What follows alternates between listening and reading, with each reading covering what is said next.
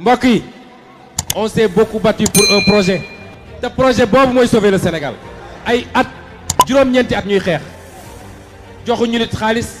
internet yi ñuy safoo di seetaan les talibé Sonko TV dalati leen nag jàmm ci xibaar Ousmane Sonko nag ginnaaw bu na ko mandat de dépôt nag jeunesse bu Sénégal nag wàcc ci mbedd mi xeex bu méttee métti nag instant bi ñoo ngi koy amal ci bépp Dakaaru Njaay quartier bu nekk rek pour ki nga xam te moo di Macky Sall daal li mu nar ci kam moo di Ousmane Sonko nag ginnaaw ba mu ko mandat de dépôt daal yemuñ ci nag dafa tas li nga xam moo di partem bu mu mel ne nag ki nga xam si nag moo di Macky Sall nag dafa bëgg nag instant bi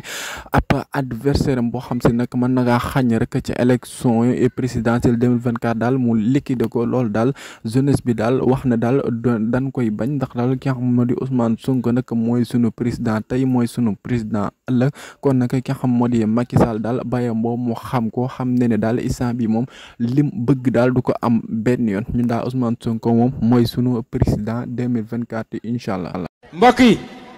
on s'est beaucoup battu pour un projet te projet boobu mooy sauver le Sénégal ay at juróom-ñeenti at ñuy xeex joxuñu nit xaalis